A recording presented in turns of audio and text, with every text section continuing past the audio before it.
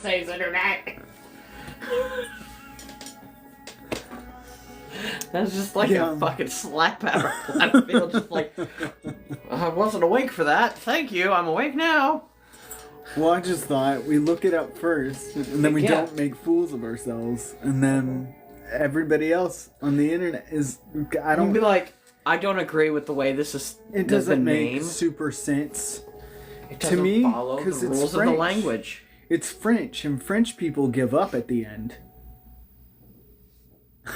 My God, are you live right now? Yeah. Oh my God. There's only 5 of them in here, and it's all the normal people. There's nobody new in here. I know. It's just me. I know. You heard that? I'm sure you did. No, we were talking about the pronunciation of our cat breed of the day, which you will have to stick around and find out why there is controversy about it when we're talking about the French. I do like the French, but they can be kind of French. No, yeah, but no, if you've learned French, the name of the cat doesn't follow French rules, and I hate it. Not the cat, just the name. Not the cat. The cat, we're not blaming the cat. The cat, it's not the cat's fault. Yeah, it's not the cat's fault. But the name, normally when you learn French, they kind of teach you to just sort of give up at the end of the word. That's what I'm referencing. But yeah, at least if it's an improper noun, the masculine you sort of give up, and then the feminine you emphasize. That's right? I'm not just losing it after years of... So, what I remember from all the French is the only time you pronounce the last letter is if there was an E or an E with an accent aigu at the end. Yeah, that's the feminine version. Because they masculinize and... Pirouette. Yeah. Instead of a pirouette. Yeah. But it depends on, like, what sort of usage of the word. It depends on the noun and the usage, yep. It depends on the noun, the usage. It depends on the verb and how you're using the verb. Yeah. Because the verb of being is je suis, and it's spelled J-A space S-U-I-S. Where the fuck does the other S go? You just don't say that extra S. Is what we're getting at. And normally, especially if it's a consonant that ends the word, you just sort of fall off at the end after the last vowel. Whatever the last vowel in the word was, you just sort of trail off with that. Thank you. Say hi to Toby for me. Everybody say hi to Toby. Woof. But yeah, we're just discussing our cat breed of the day, and it's a French word, and it doesn't act like a French word. Rules. Yeah. But the origins are quite clearly French, as you'll see later. Oui. Yeah, so you're just French and mentally. Mentally French. Heard. Heard. Oh man. J'accuse. Yeah, my brain just didn't want to accept that today. It's just not. Also, I still have a headache. I got some meds from my doctor, so it's calmed down. It's just not. I can feel it waiting. You know what I mean? Like it's outside, it's knocking to come in. And I'm sort of just trying to pretend like I'm not at home. That's the best description of that ever. Yeah, that's what it feels like. Like I can feel it back there. I love that. It's just sort of like, remember that the time will come. And I'm like, oh, God damn it. Remember when you had that headache? Pepperidge Farm remembers. Pepperidge Farm remembers. Yeah, so I just have a threat of a headache in the back of my mind, literally. Waiting for later. So let's hope I can make it through the chapter first, because we got a big old long story in the middle of this, And then we got some high points to end on, and by high I mean stressful, not like good. So there's that. And I know that I haven't been as present mentally or physically. I just don't feel good. Haven't been feeling good.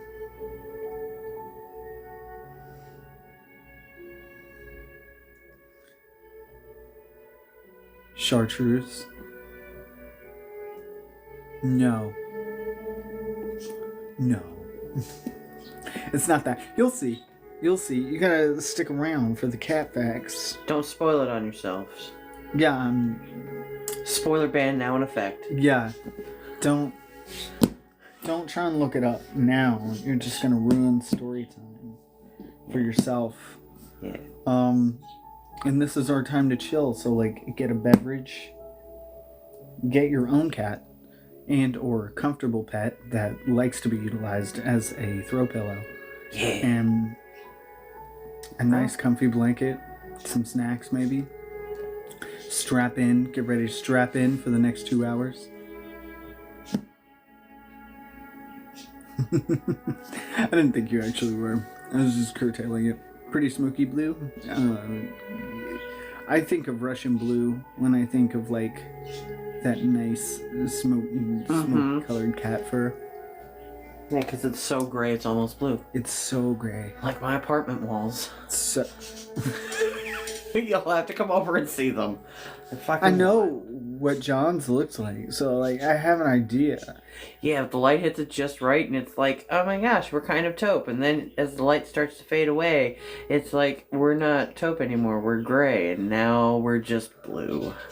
See, I want gray walls actively. I'm Okay. looking to make half this house gray. Hell yeah. That's my goals. And Dave was like, how are you going to do that? I was like, there's this, you can get like peel and stick, like wallpaper.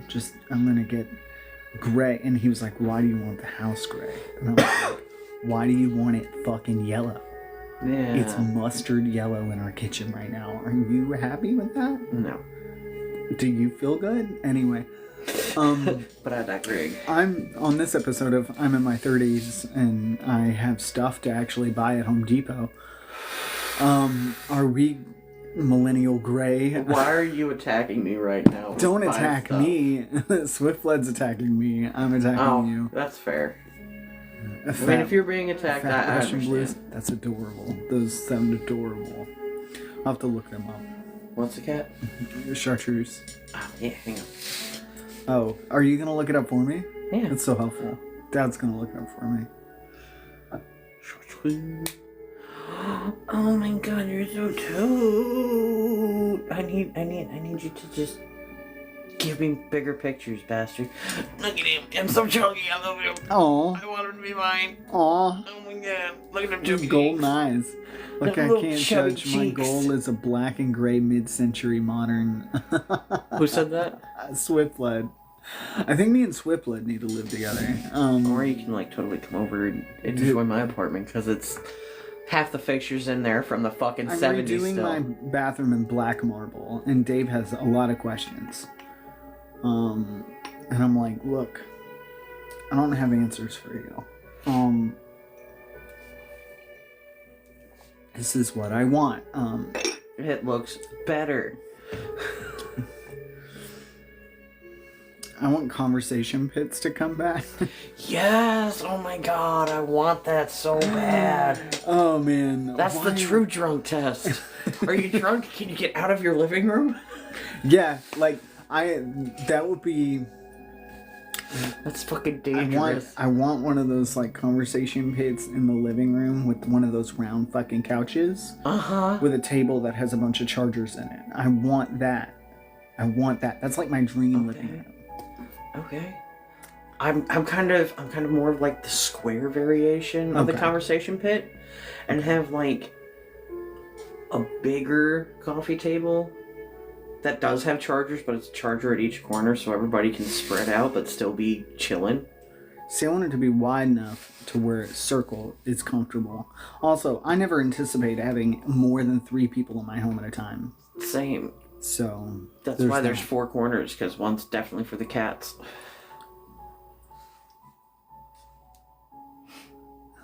Glad you woke up. Look, I still have a waterbed. I'm hoping. Waterbeds make me seasick. See, that's the thing is waterbeds are super comfortable, but I've also been around, like, I knew someone who had a waterbed that did develop a puncture in the waterbed. Yeah. That's a lot of water. Maybe I'm fine with a regular mattress. Maybe I don't need to incorporate water into my furniture. That might be a bad call.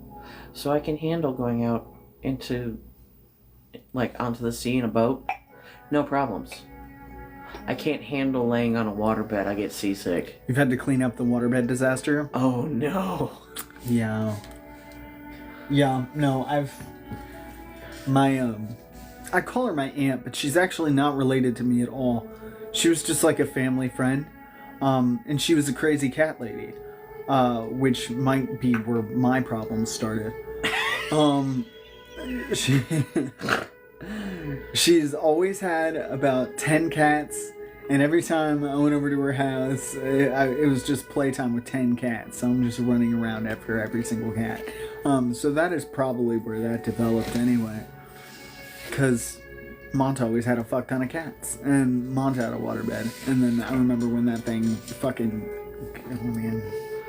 There's just not a whole lot coming back from that. I forgot. I forgot this was in my pocket. Oh. It's a little kitty. Dad just had this in his pocket. I don't know what for. There's the to door. give to you. Oh, for real? Yeah. Oh, I thought it was just in your pocket. I didn't know it was for me. It was in my pocket, but I forgot to give it to you. Oh. Kitty. Little kitty. Little 3D printed kitty with a little tail. Oh. That's so cute. Look at that little guy. His little feet's move. And so does his tail and his head. It's so cute. Okay. I'm sorry, I wasn't prepared for that. I was like, wait. I was just gonna show them the cool thing that you just had in your pocket. And that was mine. That's yours. Thank you. I got a little gift. I have the Beardy out in the car cat, too. Little cat.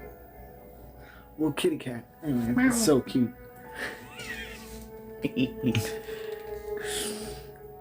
Everything important I put in my car, and I know this is like a bad habit of mine, but I'm like my favorite crow in the car, my favorite plush in the car, like all the toe tags that maybe made in my car, like the Koshek from Night Vale in my car. Favorite, like all that shit in my car, and I'm like, oh, a little mini cat to put in my car. And I'm like, where are you gonna fucking put it? I think I have. Why do you need to put everything museum important in your wax? car? And because I live in my car, but like, in all honesty, I'm like, there's only so much shit you can fit in your car. Where are you gonna put the? I may have some museum wax so you can mount it to the dashboard.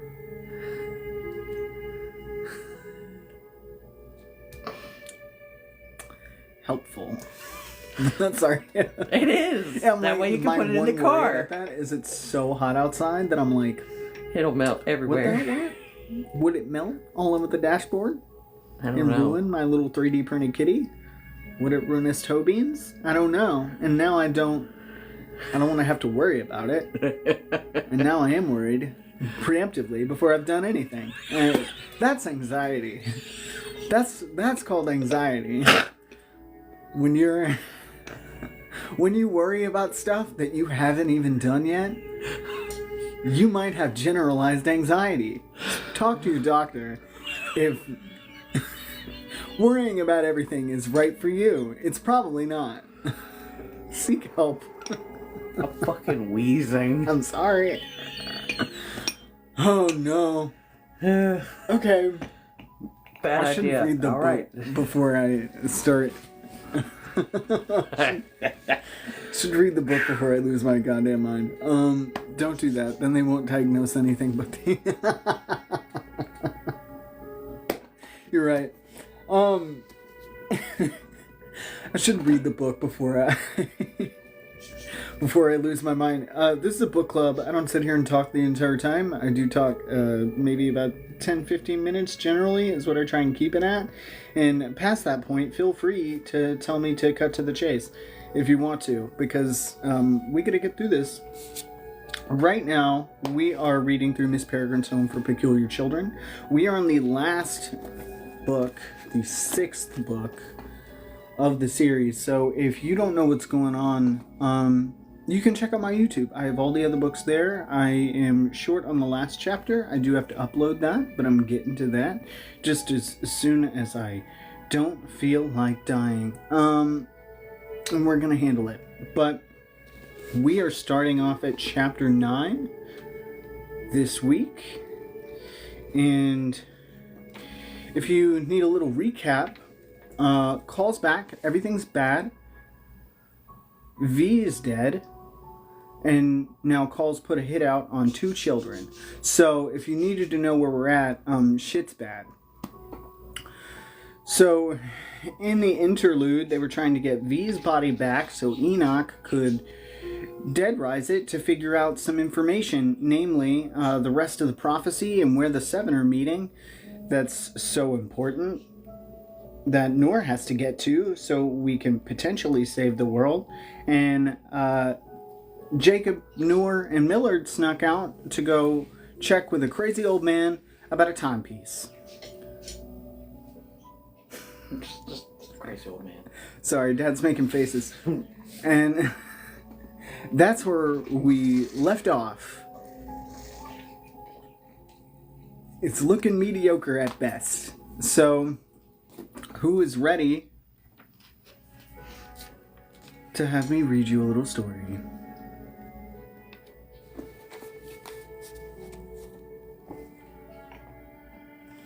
I'm going to preemptively take this lid off my coffee because I know after I start, I'm going to forget the lid's there and I'm going to bop myself in the face. All right. Chapter 9. Noor, Millard, and I snuck into the house the same way we'd snuck out, through the back alley, up the stilts, and into an open second-floor window. We heard voices in the kitchen and went downstairs to find that Miss Peregrine and the others had already returned. Miss Peregrine was drying her hair with a dish towel while Miss Wren sat at the kitchen table stroking a sleepy chicken in her lap. Emma was slumped in a chair by the fire, exhausted. Bronwyn stood over the sink, wiping at a stubborn smear of blood on her forearm while Olive doted on her with a first aid kit. They looked just like you might expect people who'd lugged a gory corpse across a storm-racked town to look. Fiona and Hugh had returned too, but where was Enoch? And where was V?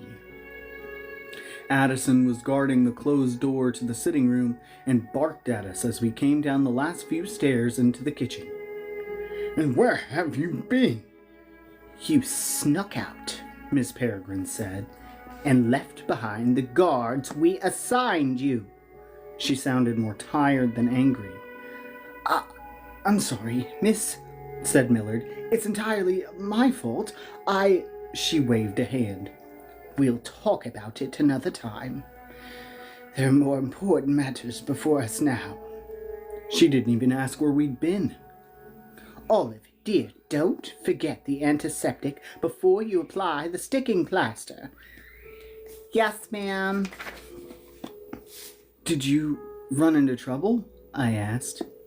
"You could say that," Emma grumbled, rubbing a sore spot on her neck. "Your parents are very disagreeable," said Bronwyn. "So are your uncles," said Emma. "They're back?" I recoiled a bit, anxiety spiking. "You saw them?" "Yes, and they don't care much for trespassers," said Bronwyn. Emma said, "They've gotten wise to the fact that strange people have been using their backyard for something, and they've taken measures." "Hired private security persons," said Addison. "Aggressive private security persons," Bronwyn added. "We got what we went for and returned only minorly bloodied," said Miss Peregrine. "I'd classify that as a success." She finished drying her hair and draped the wet towel over the back of a chair. "Is that their blood or yours?" Nora asked Bronwyn, hovering as Olive patched her arm. Bronwyn shrugged. "Bit of both, I reckon." "And mine," Addison growled, licking a cut on his side. "Oh no, you too?" Olive said, and hurried to Addison with her first aid kit. "I'm nearly out of plasters." "We're going to have to move your family," said Miss Wren. The chicken in her lap pecked crumbs of bread from her hand. "Move them?" I said. "Cole has targeted you. Stands to reason he may also attempt to kidnap your parents." "I would," said Hugh. "I mean, not me, if I were Cole." "Move them where?" I said. "And for how long?" "Leave the details to us," Miss Peregrine said. "We'll simply persuade them to go on holiday somewhere far away." "They just got back from one," I said. "Then we'll persuade them to go on another," Miss Wren said sharply. "Unless you'd rather risk them being used as hostages." "Of course he wouldn't," Emma replied, then looked at me. "Would you?" "Of course not," I said, my temper starting to rise. Everyone was on edge. "Let's not quarrel," Miss Peregrine said. "Jacob will be gentle as lambs with them. You have my word. And when this is all over, we'll move them back." "And wipe their memories," I said. "It'll be as if nothing ever happened." "Yes, precisely." She either hadn't noticed the edge of sarcasm in my voice or had chosen to ignore it. As if nothing ever happened was a sweet-sounding fairy tale. My parents would never be the same. Their lives had been turned upside down, inside out, blendered on liquefy. Even if they didn't remember the most upsetting chunks of the last year, assuming they hadn't already sustained some kind of brain damage from all these memory wipes, the scars would never fade. But there was nothing to be done about it, and no reason to get mad at the Embrons for simply trying to protect my parents the best way they knew how. So I took a breath, centered myself, and tried to reset. "What about you, Miss Pradesh?" said Miss Wren. "Is there anyone Cole might torment in order to manipulate you? Anyone close to you?" Nora laughed acidly. "He already killed her." "What about your friend?" said Millard. Nora tensed, then turned to him. "You don't think he'd hurt Lily?" "Cole's depravity knows no bounds," Millard replied.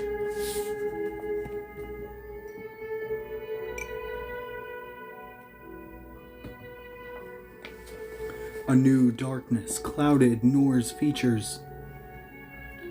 "If anything happened to her, I couldn't live with it." "Nor I," said Millard. "Miss Peregrine, I would like to personally dedicate myself to her protection." "As noble as that is, we need you here," said Miss Peregrine. "I'll assign one of our best guards to watch over her." "I wish you could just bring her here," said Nora. "Would that we could," Miss Peregrine sympathized. "But she's normal." "She'll know she's being watched. Maybe the guard could take her a message from me, so she'll know they're friendly. and that I'm okay. Miss Peregrine agreed. A paper and pencil were found, and Nora began to scribble out a short letter for the guard to read to her friend. Before she could finish, the door that led to the sitting room opened a crack, and Enoch emerged wearing long black gloves and a white apron flecked with red splotches. "She's primed and ready," he said, and looked from Miss Peregrine to Nor. "How about you?" Nor swallowed hard, then put down her pencil. Emma stood up to join us, but Miss Peregrine raised a hand to stop her. "We don't need an audience. Only those who are essential: Jacob, Noah, Miss Wren, myself, and Mr. O'Connor." Emma sat again. "I was essential to retrieving her." "It's nothing personal, Em," Enoch said. "No one expects to be yanked from a sound death sleep and questioned, and having a big audience makes it even more disconcerting. The dead can get a bit shy." "It's okay," Bronwyn said. "I'd rather not watch anyway. It always gives me nasty dreams." "Bronwyn!" Olive hissed, pointing behind her hand at Nor. Bronwyn looked mortified. "Cripes, sorry, pretend you're at the cinema and it's just a scary film. That's what I do." "I'll be fine," Nor said curtly. She seemed uncomfortable with all the pity being aimed her way. "All that matters is that we find out where the meeting place is." "Right," said Miss Peregrine. "Enoch, if you'll lead the way."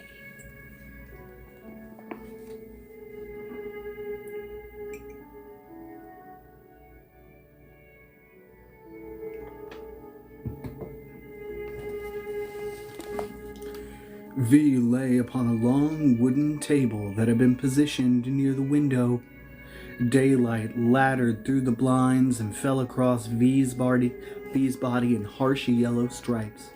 She looked like a cadaver in a medical school dissection. Legs straight, bare feet splayed, chest butterflied open. Blood dripped steadily into a bucket under the table. Jars of pickled organs, some open, were lined up along the windowsill, and the smell that had escaped them was sharp and sour. "I've already emptied the hearts of 2 sheep, a lion, and an ox into her," Enoch was saying. "I had to requisition 1 fresh chicken heart too. Don't tell Fiona. A nice mix that should keep her fairly even-tempered. All that's left is the poet." Miss Peregrine frowned.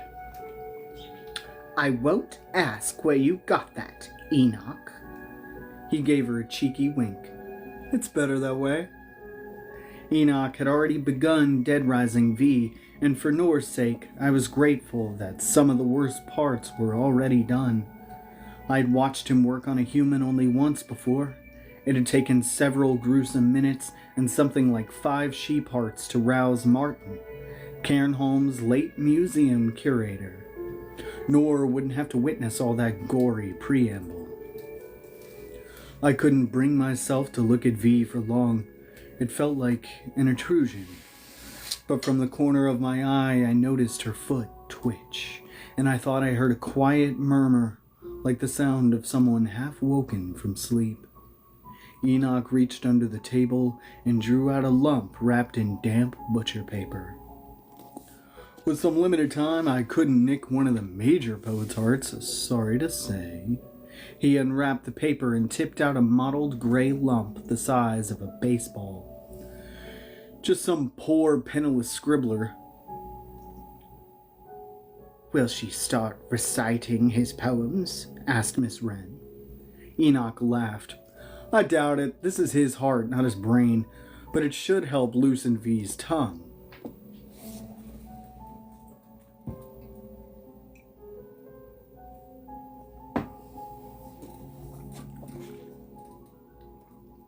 Nor hadn't spoken since we'd entered the room. She appeared to be staring at the wall rather than allowing her eyes to drift toward V. I moved close to her, my arm touching hers, and she jolted slightly. She'd been quietly humming the jingle from an old TV commercial. "Ready, everyone?"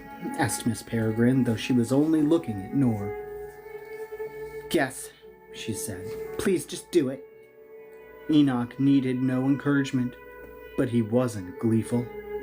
There were few things in life Enoch took seriously, but his work was one. He turned to face the table. Miss Peregrine took a step back to join Miss Wren. Enoch stripped off his black gloves, took the poet's heart in his left hand, and raised it above his head. Then he leaned over V's body and plunged his right hand into her open chest. I flinched. Nor's eyes were still locked on the wall. Enoch squinted in concentration as his right hand rummaged around inside V's chest. Suddenly, he seemed to latch on to something, and a moment later, he shuddered, and a violent convulsion passed through him. I fought an urge to run and help him, but there was nothing I could do.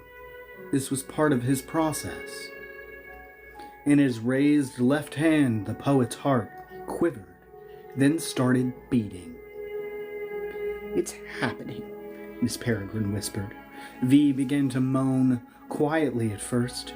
She made a sound like choking, or like a dead throat clearing. "Rise up, dead woman," Enoch intoned. "Rise and speak." He lowered the arm that held the heart, then quickly retracted his right hand from inside V, sucking in a quick breath like something had bit him.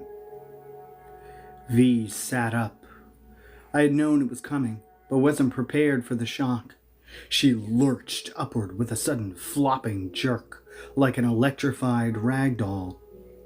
Her head lolled to one side.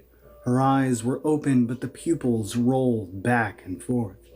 Her mouth worked soundlessly, as if chewing gum. Enoch's hair stood in spiky, electrified tufts, and steam rose from both his hands. He looked briefly stunned, then slicked back his hair and looked at Miss Peregrine. "The floor is yours," he said, voice a little shaky. Miss Peregrine stepped forward toward V. "This is Alma Peregrine." She paused. "Velga, can you hear me?" A gurgle issued from the dead woman's throat, but that was all. Miss Peregrine tried again. "I'm very sorry to tell you this, but you are..." She hesitated, coughed lightly into her hand. "Well, there's no easy way to break the news. You are dead. Percival Murnau murdered you. I'm ever so sorry." V's head snapped straight on her neck, but her pupils kept wandering. "Can she hear me?" Miss Peregrine asked Enoch. "Keep talking," Enoch said. "Sometimes it takes a while to get through to him." But his tense demeanor made me think sometimes you couldn't get through at all. Miss Peregrine soldiered on. "We need information, V. We need to ask you something, and it's very important you find a way to answer us." Miss Wren, running out of patience, stepped beside Miss Peregrine and cut in. "Where's the meeting place? The secret meeting place for the 7 immigrants?" V grimaced and jerked her head away as if in pain. "Too loud," V said, her voice like sandpaper. Nor jumped, then curled her fingers around my wrist.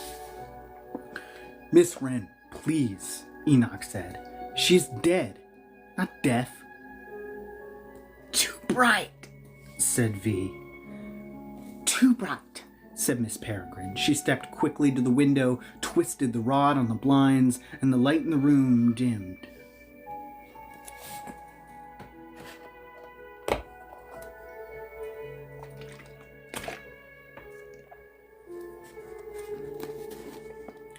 V sagged forward.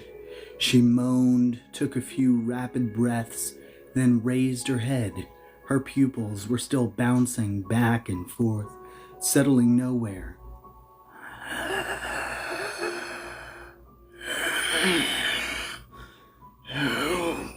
She breathed. Who's there? Alma Peregrine, said Miss Peregrine. This is Miss Wren speaking. Enoch gave a little bow. Enoch O'Connor, pleased to be your resurrectionist today. V had not reacted yet. Miss Peregrine looked at me. I said my name. Her head tilted slightly. Her mouth opened, then closed again. Nor forced herself to look at V. And Nor. V jolted. Her eyes stopped rolling and focused on Nor. Baby, the dead woman rasped. Is that you? Nor looked away as if stung. Baby coming from someone so visibly dead was a shock even to me. I clasped Nor's hand and squeezed. She squeezed back, tapped some well of strength, then faced V again. Yes, it's Nor. Come here. Let me get a look at you. Nor hesitated. Miss Wren said, V, we need to ask you a question. The dead woman's arms rose, grasped at Nor. Come closer. Let me see you. Let me touch you. Nor let go of my hand and approached the table. She reached out and grabbed V's hand in the air, and when she made contact, I saw a shudder go through Nor's body. V held Nor's hand, kneaded it. Nor seemed frozen. Talk to her, Enoch whispered. Mama, she said. I'm sorry. V rocked on her hips, swaying from one side to the other. Sorry? For what? For what happened to you. It was my fault. It's okay, baby. I'm not mad anymore. We'll get another TV.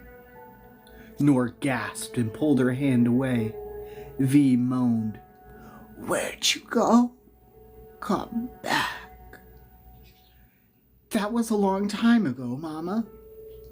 Enoch leaned in. You're dead now, madam? He said, as if talking to a senile old lady.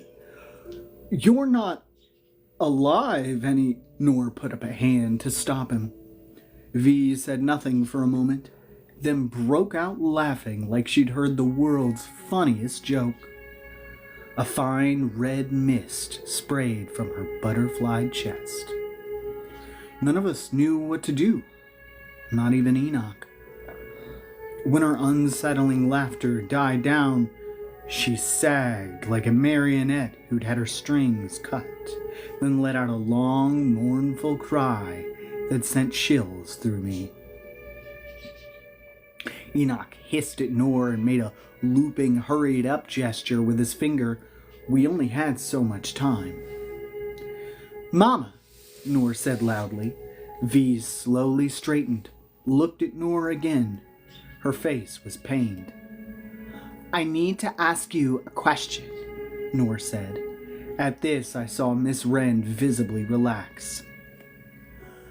No snacks after dinner time, V said. You know the rules. Not that, Mama, something else. Nor glanced over her shoulder at Miss Peregrine, who nodded her encouragement. Mama, we got a phone call. It told us to go to the meeting place. I think we were supposed to go there. Together. You and me. but we can't. So I have to go without you. Can you tell me where it is?" V was quiet for a moment. We could hear the poet's heart beating in Enoch's hand, the shuffle of our friends' feet as they crowded the other side of the closed door, listening.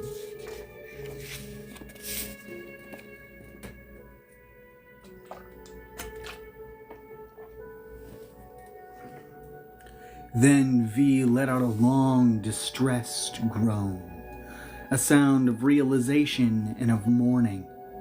It seemed she understood. The worst had happened. Despite all her sacrifices, the thing she devoted her life to preventing had come to pass. Miss Peregrine nodded grimly. "V, listen to me. Call has returned. We need to gather the 7. Nor stepped up to the table again, as close to V as she'd been. "Please, Mama, we're in trouble. We need your help. Please tell me where it is, Mama. The meeting place." V stopped moaning. Suddenly her face jerked upward to look at Nor.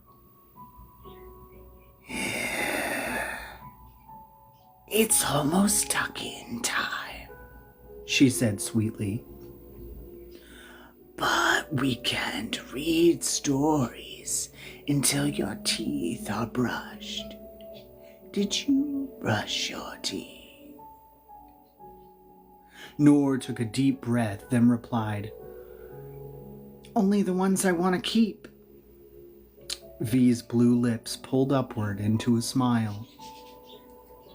"PJs." "On," said Nor. "And Penny," said V. "Where's Penny, doll?" "Got him right here," Nor lied. There was no doll. "What shall we read tonight? Frog and Toad? Eloise?" "No, I know. Our special stories." "We don't have time for that now, Mama." "Get it down from the shelf. Go on. The old heavy one with the cover peeling off. I know. Oh, we'll fix it. Just need some paper tape and a binding edge. No, you can't put band-aids on books, silly goose. Good. Now bring it over. That's a good girl." Nor hadn't moved. The scene playing out was entirely in V's memory. "Turn to Jep.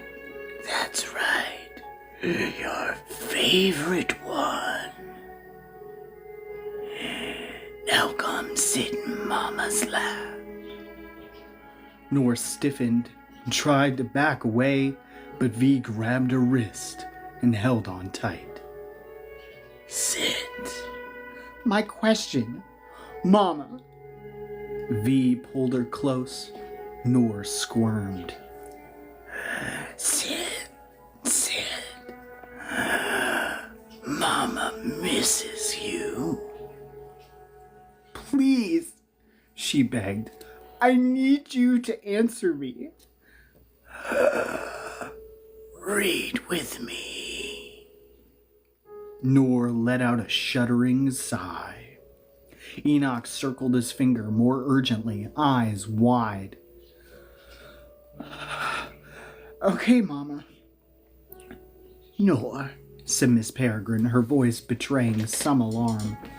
"Are you sure you want to?" "I'll be fine." And then she sat on the table and let V pull her into her lap. V gave a sigh of deep satisfaction, wrapped her arms around Noor's chest, and pulled her tight against what was left of her own. Noor looked like she might pass dead away.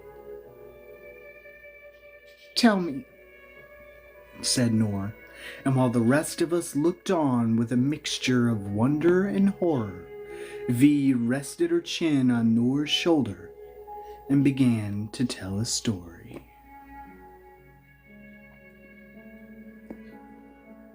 I am not going to do the voice for the story because there's bits of the story and the voice is hard.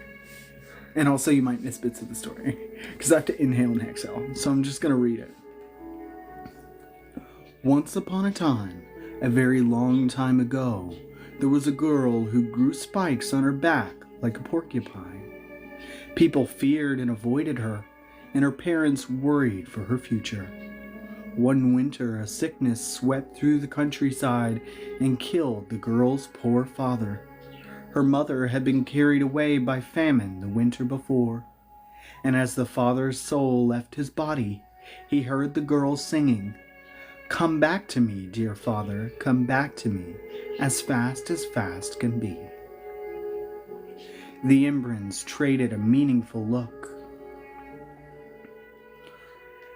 And the man loved his daughter so much, Noor said, reciting from memory, that rather than depart to his great reward, his soul lodged itself inside the girl's favorite doll. "That's right, dear," V rasped. "That's exactly right." She looked spent, exhausted by the effort of speaking so much. Her head drooped onto Noor's shoulder. Enoch circled his finger. The heart in his hand was slowing. "Now, Mama, my question."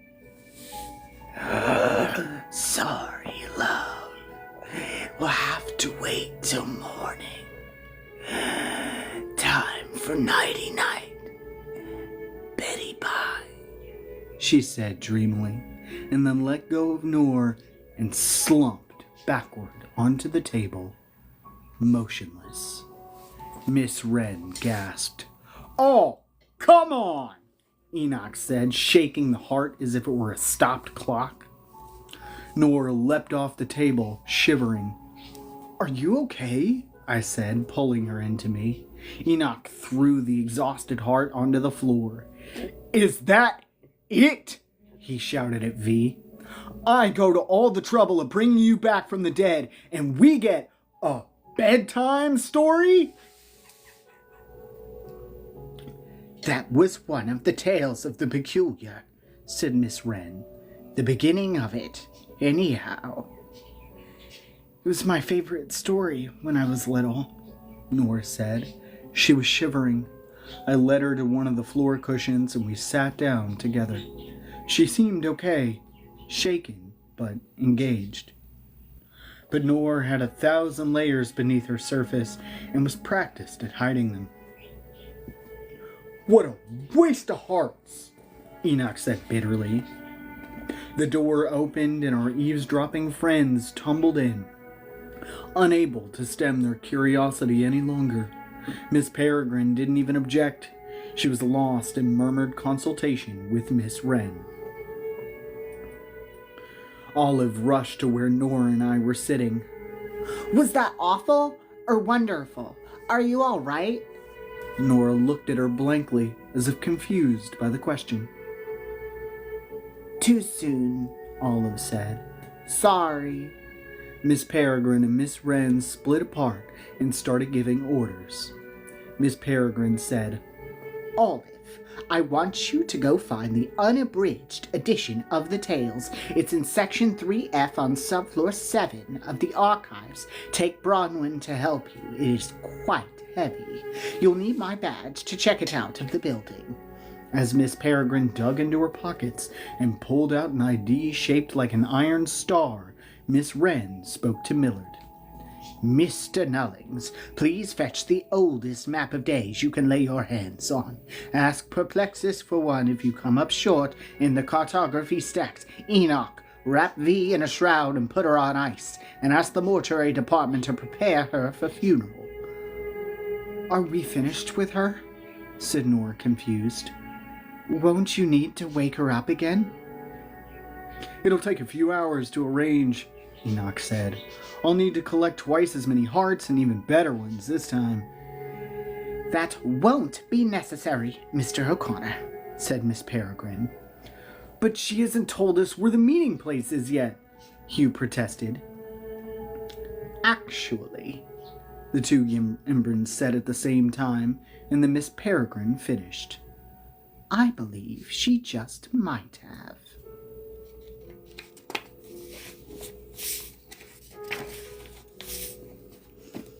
There's something in my eyeball. Okay. I've been dealing with it for several minutes.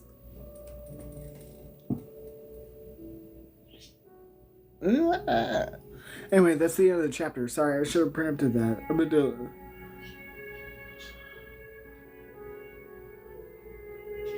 What? There's got to be something in my eyeball. I don't want to be on screen touching my eyeball. That's probably going to trigger somebody. I don't want to trigger anybody with if somebody has some eyeball problems. Okay. That is the end of chapter 9 now. Hold on. How would it be in the middle of a chapter if I just went, "There's something in my eye," and then dropped off? I'm sorry. I need to stop trying to use the camera as a mirror. I'm like, just dig it out.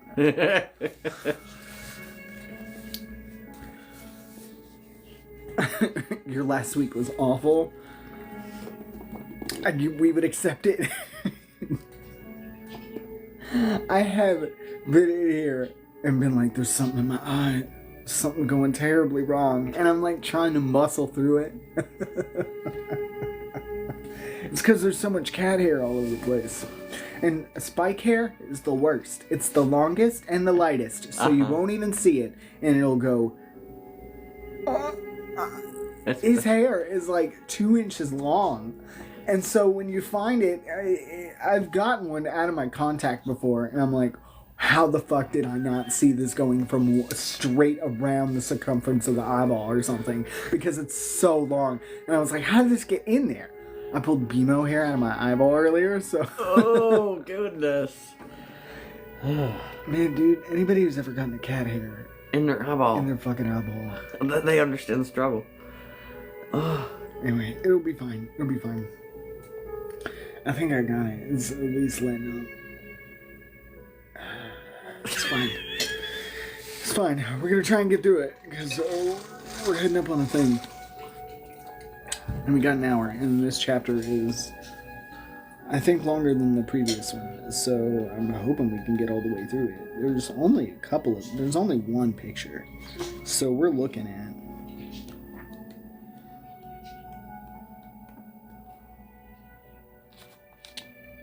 Yeah.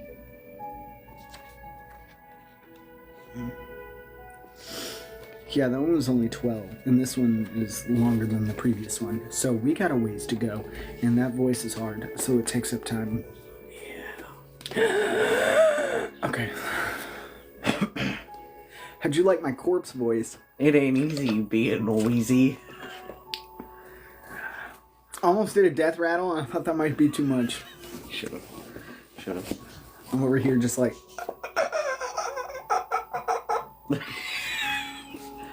Okay, we're done. I would have done this behind you. Just wrap it up, dog. Up, dude.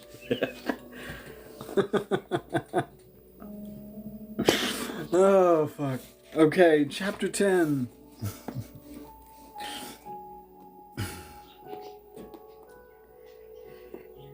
V was reciting from the tales of Pensivus, Miss Wren said. Not one of the better-known stories. We'd gathered in the kitchen where Olive and Bronwyn had just returned from the archives, lugging a very old and very large edition of the tales. The archivist said it took the skins of 300 sheep to make this book, Bronwyn said, panting lightly as she dropped it on the daybed beside Fiona, who grimaced as it landed with a clap and sent a cloud of chicken feathers into the air. "The book we used to have was handwritten," said Noor, "so I always thought it was something Mama had made up, written herself, as a comfort to an orphaned kid and to explain how I came to live with her." "Do you think it contains a clue about the location of the meeting place?" asked Horace. "I suspect so," said Miss Peregrine. "As you know, the tales often have secrets encoded in them." "Vi told only the beginning, though," said Miss Wren, seating herself between Fiona and the giant leather-bound tome. "Let's read the rest and see what else it may reveal." With Bronwyn's help, she hefted open the cover, then flipped through dozens of waxy parchment pages until she found the story. Balancing a pair of cat-eye bifocals at the end of her long nose, she began to read. "Once upon a time, a very long time ago, there was a girl who grew spikes on her back like a porcupine." She squinted and turned the page. Yes, we remember that bit. Here we are. "And her dying father so loved her that rather than go on to his great reward, his soul lodged itself inside Penny, the girl's favorite doll. He did it so that he could watch over her all the days of her life. She loved the doll dearly, and even though she didn't realize that the soul of her father was inside it, she felt bound to it and took it everywhere with her and talked to it.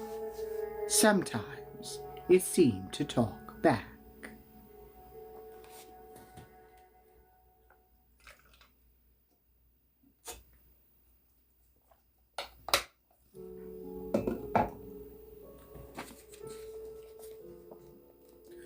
Noor closed her eyes, and her lips moved as she silently recited the story along with Miss Wren. "As she got older," Miss Wren continued, "she grew careless with Penny, and one day while traveling, she left it behind on a passenger ship. By the time she'd realized her mistake, the ship had departed from the port again. She saw it sailing away, but was too late to catch it. She stood at the dock, singing after it, 'Come back to me, dear Penny, come back to me, as fast can be.'" Several of us traded glances. That phrase again. "She looked everywhere for the doll, listened for his voice in the wind. She didn't hear Penny, but she began to hear different voices. Voices other people rarely notice or bother to listen for. The voices of animals. They felt safe speaking to the girl, now a woman, because she was not afraid of them. She took them in whenever she met them and cared for them as if they were her own children, and built a big house to keep them safe. Her house was near the sea, and sometimes it was battered by terrible storms. One night there was a storm like they'd never seen, and in the gale a ship wrecked on the rocky beach. When the wind stopped blowing, she went out to see what had happened, and there among the wreckage was a single survivor, a little boy. The boy was soaked and shivering, and in his arms he clutched the doll. He ran toward the girl and embraced her, and though she'd never seen the boy before, she took him into her arms. "He swore you'd be here," said the boy. "Sea monsters had chased the ship and sunk it," he said. "They'd been after me for as long as I can remember, but Penny said you'd keep me safe. So I came," he said, fast as fast can be." She took the boy in and kept him safe. He was an odd child who neither ate nor drank, at least not in the usual way. Under his clothes, growing out of his back and the bottoms of his feet, were roots, and when he was hungry, he would go outside and lie down in the nice muddy garden for a few hours. But the woman didn't mind. She was glad of his company, and overjoyed at the doll's return. Though now Penny belonged to the little boy, and she didn't have the heart to claim him again. They talked to each other all the time, the doll and the boy speaking aloud and the doll answering silently. But one morning, after the boy had been living there for several years, the woman found the boy crying by the window. When she asked him what the matter was, he replied that the doll had gone away. In that carriage, she said, and through the window she could see a horse and cart racing away down the lane. The boy sang out, come back to me, as fast can be." The woman and the boy did not see the doll again for many years. The boy grew up, and the woman grew older. A terrible war broke out, a thunderous, bloody war that rent the land around them and tore it to pieces. Soldiers from another country came to the house and declared it theirs. The boy was arrested and taken away. The woman was made to sleep in the stables with the animals, while the officers and soldiers moved into the house. The soldiers killed some of the animals for food, and the woman wept and wept, so miserably sad she could hardly rise from the pile of hay where she slept. The fighting went on and on. It seemed the foreign soldiers would never leave. Then one night there was a knock at the stable door. The woman, who never slept any more, rose and answered it. It was a wounded and frightened young soldier from her own country, who would surely have been killed if discovered. She hid him, gave him food, and tended to his wounds. When he was well enough to speak, he thanked the woman and told her that he had walked for many weeks and crossed enemy lines to find her.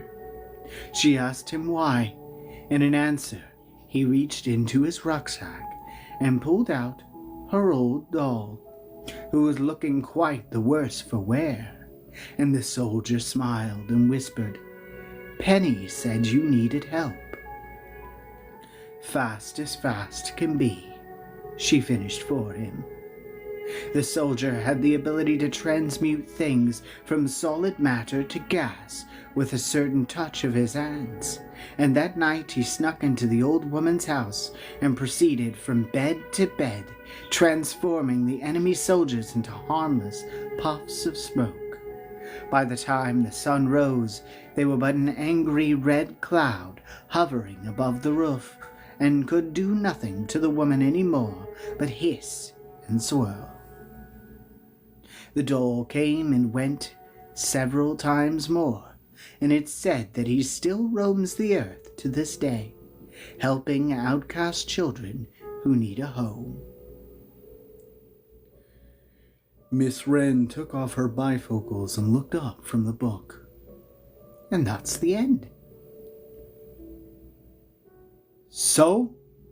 Enoch said impatiently. "It's a cute story, but..." As fast can be," said Emma.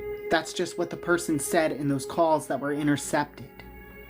"That has to mean something," said Hugh. He looked to Miss Peregrine. She sat in deep concentration, eyes on the ceiling and fingers steepled beneath her chin. "Oh my God, no. That sounds terrible."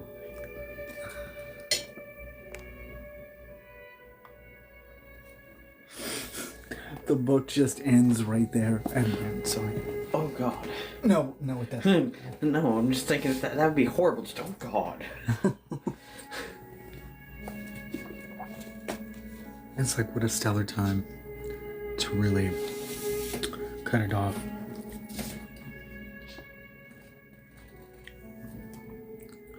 "What else?" Miss Peregrine said. "I had a doll named Penny," Nor said. "He was old and broken and missing an eye, and I couldn't stand to be apart from him." Everyone looked at her. "Was it thee, Penny?" Bronwyn asked. Or was your doll named after the one from the story? Nor shook her head. V said Penny was the doll from the story, but I don't know. I always imagined he could talk, but of course he didn't really. Or perhaps he did, said Horace in a low voice. In your mind. Mama, she caught herself. V said he'd watch over me when she wasn't there. And if we ever got separated, he'd help lead me back to her again.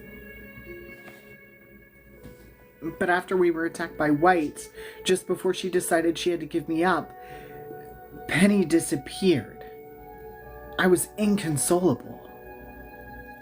Maybe she hid him away, Emma said, so we can lead you back to her again for your own safety.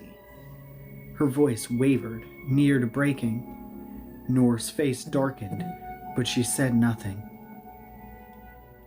What else? Miss Peregrine asked again, searching our faces expectantly. Think back to your loop history classes. No one had an answer. She frowned. I think I let you spend too many days cavorting in the sun instead of studying. Miss Wren, if you please. I was not the only Imbrine to oversee a menagerie of peculiar animals, Miss Wren said. Addison's ears perked up. There was another before me, Miss Griselda Turn, but her loop collapsed tragically in 1918 in the closing days of the Great War, destroyed by artillery shells. Sounds a bit like the fate of our own poor loop, Nor said. Prior to that, Miss Wren continued, there are stories about Miss Turn's menagerie being overrun by enemy soldiers, strikingly reminiscent of the events of the Tale of Pensivis. So you think, Olive said, grasping, you think maybe it's the loop from the tale? I think V told us that particular bedtime story for a reason, said Miss Peregrine. Much the same way she taught you that nursery rhyme, Nora. It's a key. Miss Wren nodded. I believe Miss Turn's loop is the meeting place. Well, V was definitely an Imbrine, Enoch said, always talking in riddles. But that loop is gone, Nor said doubtfully. You said it was destroyed a long time ago. It was, said Miss Peregrine, which admittedly will make it harder to reach.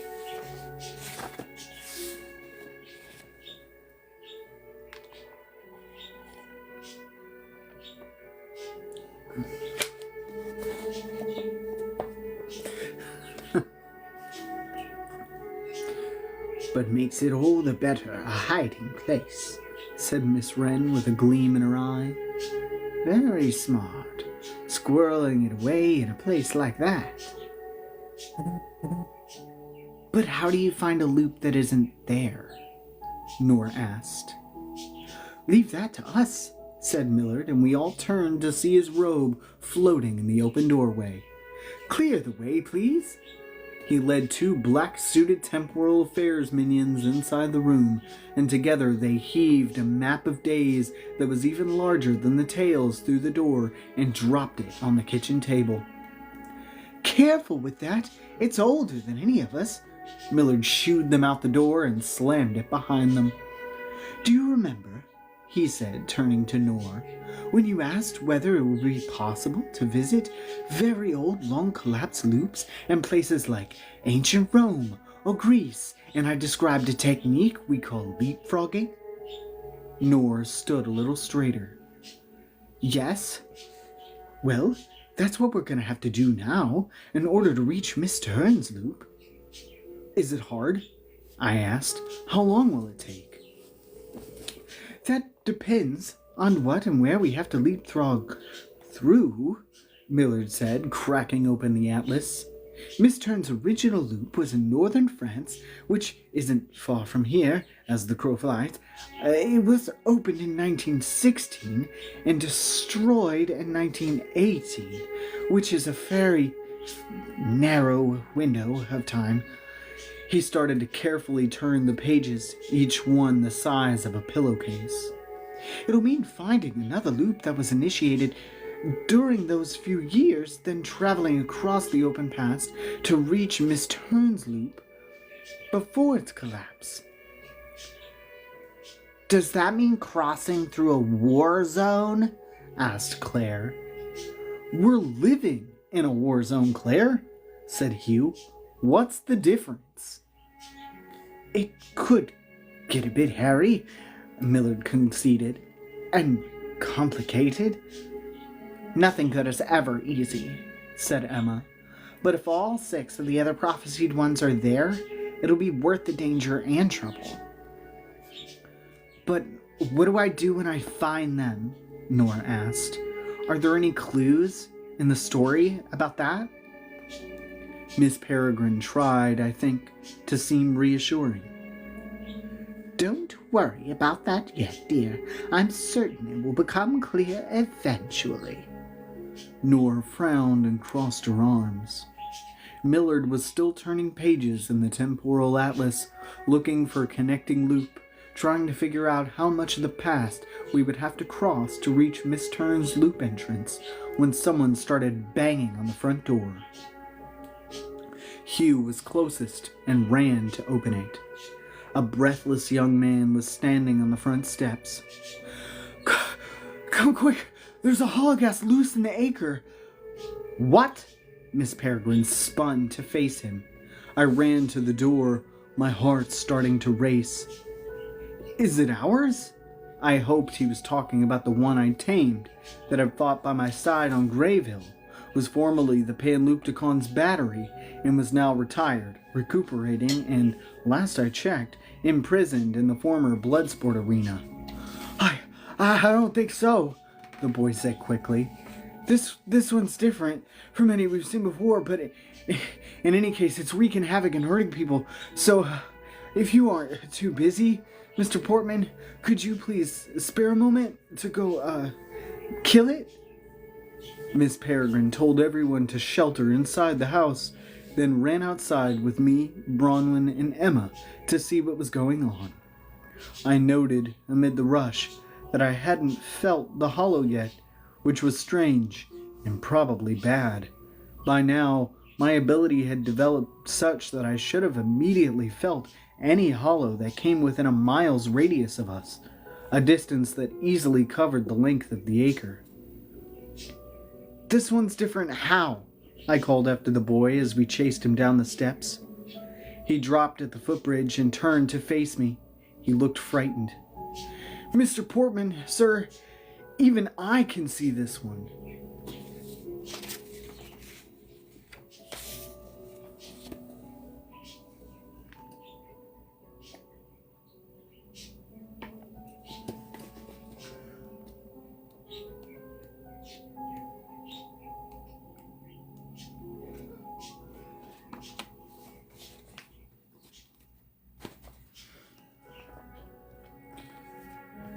There weren't supposed to be any untamed hollows left, and there definitely weren't supposed to be any loose in Devil's Acre. No one had been ready for it. The battlements we'd been prepping around the loop entrance weren't finished. It had slipped through unscathed, and now it was raising hell a few hundred yards away, near the confluence where Fever Ditch met the smaller tributary that bisected our street. It leapt from barge to barge, terrorizing the boatmen who'd been unloading supplies, sending heavy crates crashing into the water, lashing its tongues at anyone in striking distance. It had already caught someone's horse, and now it jumped atop a footbridge with the half-chewed creature hanging limp from its jaws, and roared like King Kong. Oh, it's awful, wailed Bronwyn, covering her eyes. She could see it too. So could Emma and Miss Peregrine, who gaped at the distant creature in fascination and horror. We could all see it, and I had only just started to feel its presence, which was worryingly late, considering how close it was. It's horrible, said Emma, twisting her lip. If I'd known they were that ugly, I would have been even more terrified of them. I gathered my courage and tried to prepare myself for a fight. I'll take care of it, I said. I was about to tear away from the group when Miss Peregrine latched onto my arm. It's you he's come for, she said. You and Miss Proddish, you'd be walking right into Cole's trap. It's going to kill someone, I protested. He's only interested in killing the two of you. She relinquished my arm. Right now, it's the Home Guard's job to deal with this, not yours. And since they can see this one, their task will be that much easier. Bronwyn uncovered her eyes. But why can we see it? Perhaps it's an inferior species of the hologas that my brother was keeping in reserve somewhere, Miss Peregrine guessed. In any case, we can trade theories after it's dead. She pointed out 3 home guards who had appeared at the edge of a rooftop near the hologast. They were pushing a heavy piece of machinery toward the edge. A harpoon gun, Miss Peregrine noted. It's modern, steam-powered, and fires a razor-sharp mesh of wire designed specifically to kill hollows. The gun was so tall it nearly overshadowed the 3 7-foot men pushing this. Working quickly, they rolled it into place at the edge of the roof, swiveled the barrel around on a tripod, and took aim. They're only going to make it angry, I warned. It's not angry now, said Noor, and we turned to see her standing beside us on the footbridge. It's barely even cross, said Emma. I asked you to stay inside, Miss Peregrine growled. Noor did a double take. Should I be able to see it? Yes, we can all see it. Now please, go inside, Miss Peregrine snapped. Noor stared at the hollow, ignoring her, and gagged a little. God, he's ugly. Please just let me handle it, I said. I know they can see it, but I can control it. They're going to get hurt. Absolutely out of the question. Miss Peregrine was close to fully losing her temper. The guards were still aiming. The hollow leapt from the bridge onto a barge, lashed a large crate, and sent it arcing through the air like a discus. The guards saw it coming toward them and ducked. It crashed down on the rooftop not far from them. They'd better hurry up, Bronwyn muttered, or they're all going to be cat's meat. The guards stood up again, then finally fired their weapon. There was a puff of white smoke as the harpoon gun made an explosive report. A cloud of metal wires zipped across the ditch, expanding as it went, but flew clear of the hollow to splash down in the filthy water. A moment later, a man who'd been standing in its path collapsed to the ground, diced into a dozen pieces.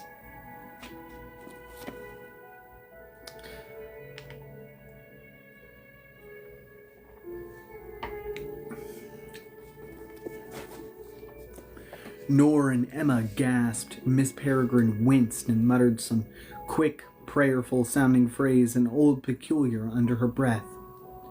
They blew it, I said. Now it's my turn. She grabbed my arm again. Absolutely not, she repeated, but more weakly than before. The hollow was on the move, jumping to the flat deck of another barge before tearing down a flimsy bridge made of planks. If it wants me, it'll follow me, I said, and that means I can lead it to a less crowded area. How easily can they move that harpoon gun? Easily enough if I help them, Bronwyn said. Miss Peregrine frowned. She was losing this battle. What do you mean to do? She said to me. There's a tunnel near here, right? There's a bridge tunnel that leads out of the loop, Emma said. That was a half-mile away down the ditch, if not more. I need something closer. There's a tunnel underneath Skank Hill, said Miss Peregrine, And she reluctantly let go of my arm to point it out in distance. I have to go, I said, backing away, before anyone else is killed. For a moment, Miss Peregrine squeezed her eyes shut. When she opened them again, she had given up fighting me. Go, then, she said. I'll let the guards know you're coming and that you need their harpoon. Take Miss Bloom with you and Miss Bruntley. And me, said Nor. Not you, Miss Peregrine said, latching onto Nor's arm in place of mine. She's right, I said. You're too important to risk. So important I'm useless, Nor grumbled, then low and serious and close to my ear. Come back in one piece.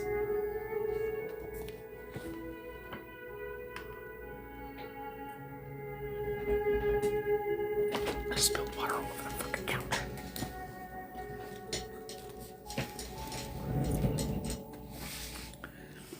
Yeah, his Deku coated. Excuse. Distract pond. Pet pond for me. She's gonna just knock the. She's gonna knock the light over. Oh, yeah. With a running start, Miss Peregrine leapt into the air. She transformed in a blurred burst of feathers and was winging off toward the rooftop before her empty clothes had even touched the ground. The guards had not fired their gun again. Maybe they were too horrified by what they had done. Or maybe, I thought with a sinking feeling, they'd only had one shot and they'd wasted it. Bronwyn and Emma followed me as I broke into a run. The rudiments of a plan were only beginning to take shape in my mind. The main thing was to get close to the Hollow and try to tap into his brain. If this was really some lesser form of Holocaust, I thought, it shouldn't be difficult. Then again, assumptions like that had only ever deepened whatever trouble I was in. We crossed the rickety footbridge to the other side of the water and ran along the bank toward the Hollow. Peculiars were fleeing in the opposite direction. Leo's 4 goons, pale and panting, Dogface and the boy with the pulsating boil, who both looked more amused than scared. "Go get 'em, Jake," Dogface cheered without slowing. "Cowards!" Emma shouted after them. The Hollow let out a scream that echoed down the street, scaring one girl so badly that she gave up running and leapt into the water. Dogface, to his credit, saw what happened and turned back to fish her out. We reached the confluence where a filthy tributary flowed into the main ditch. Here the streets were totally deserted. The Hologhast had clambered up to the 3rd story of a building and was hanging from a ledge, its tentacles sampling the air like a gourmand. Miss Peregrine had been right. It was looking for me, smelling for me, and no doubt for Nor.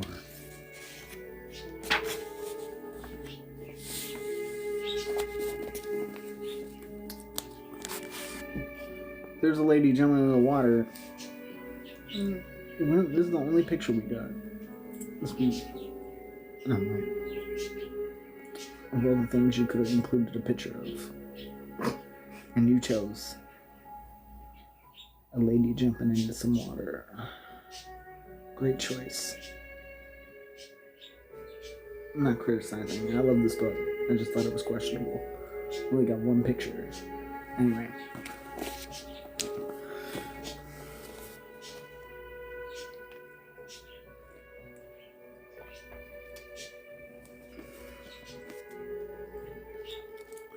We entered the Hollow's halo of destruction and dodged a shattered crate from which a lifetime supply of pungent blue cheese had spilled across the cobblestones. Only peculiars would use blue cheese as survival rations.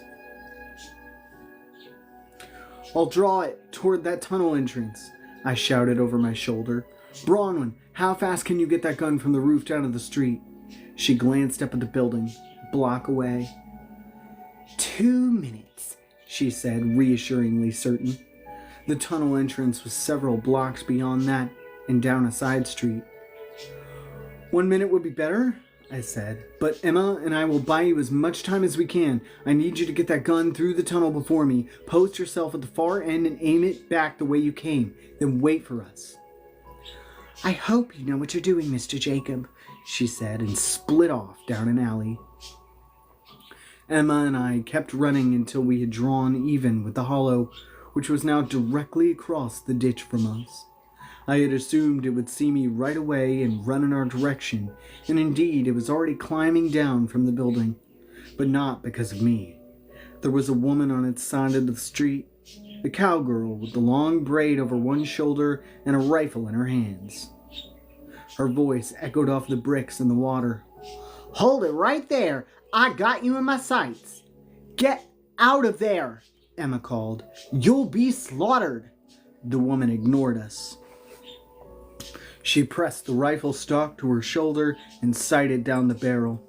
The hollow paused halfway down the building and gave her a vaguely curious look, as if it had never been threatened by a human before and wanted to see what she would do next. The woman fired. The shout was loud and echoing, and the recoil threw her shoulder back.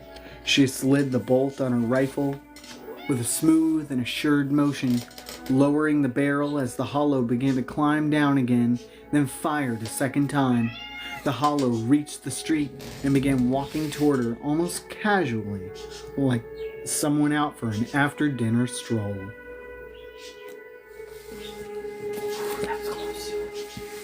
That was close.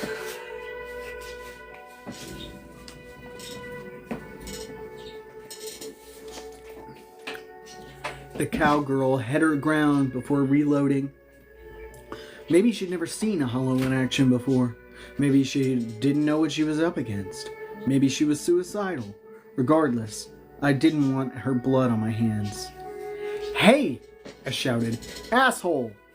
The hollow froze, and then the cowgirl started firing. She got off 6 shots with remarkable speed, cocking and aiming between each trigger pull. And then she stopped, out of ammo. There was a breathless moment where everyone waited to see what would happen, whether the hollow would fall down dead. Instead, it calmly reached up its withered hand, and in a motion like removing lint from a sweater, plucked 8 bullets from its chest and flicked them away. Jesus, Jehoshaphat, the cowgirl said, lowering the rifle. That was a 30-06. The bullets hadn't even punctured its skin. It roared and lurched toward her again, faster this time, as if determined to kill a pestering fly. The cowgirl had fallen back a few steps, the first hint of fear she'd betrayed, and was fumbling to pry fresh bullets from a pocket with one hand. It's useless, you idiot, Emma shouted and began rubbing her hands together. Run! Emma worked up a fat ball of fire between her palms and launched it across the ditch. The hollow had all 3 tongues out and was reaching for the woman when the fireball landed a few feet shy of it and the hollow stopped dead in its tracks. "Great shot," I yelled, and Emma clapped her flaming hands with glee. "Over here," I waved my arms at the hollow. "Come and get me." The hollow turned to look at us. The cowgirl swallowed her pride and ran. I shouted a command in hollow across the water. "Swallow your tongues," in the hopes Miss Peregrine was right, that this hollow was so inferior that I might be able to establish control over it from a distance, without having to get close and knead its mind into submission while it tried to disable me. No such luck. I felt a quickening in the hollow ghast as it recognized me, let out a scream that split the air and spat the dead horse's head in our direction. It sailed most of the way over the ditch, then landed short and splashed us with foul water. "It's not working?" Emma asked, trying not to sound panicked. "Not yet. I probably just need to get closer." "Probably?" I shouted. "Sleep! Lie down!" in hollow, but the hollow didn't react. It was turning left and right looking for the quickest way across the ditch to us. I do need to get closer. No way, Jacob. Promise me you'll exhaust every other option before you let that thing near you. It was waiting for us to make a move, and now I'd stalled too long, and doubt was creeping in. Doubt that I could do this, doubt that this was a hollow that could be controlled at all, and suddenly, I didn't want to get within 100 feet of it. Okay, I promised her. It's a last resort. We took off running down our side of the ditch. The hollow bolted in the same direction, easily keeping pace with us. It's going to cross, I said. We need to get inside somewhere, out of the open. Emma pointed to a rickety tenement. In there. The building was just beyond the bridge of barges. If we didn't get there before the hollow crossed it, we'd be cut off. We'll lead it through the building. Try to slow it down once we're inside to buy Bronwyn some time, and then lead it to the tunnel entrance. Get your hands as hot as you can. Stay near. Way ahead of you, she said, match flames leaping from her fingers. Fast as fast can be, I said, panting, and we broke into a sprint.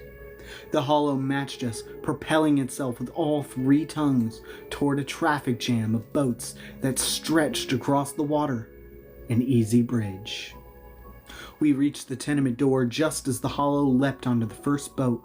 I let Emma run inside first, making sure the hollow saw where we were going. There was no question. It was heading for us like a moth to a lamp.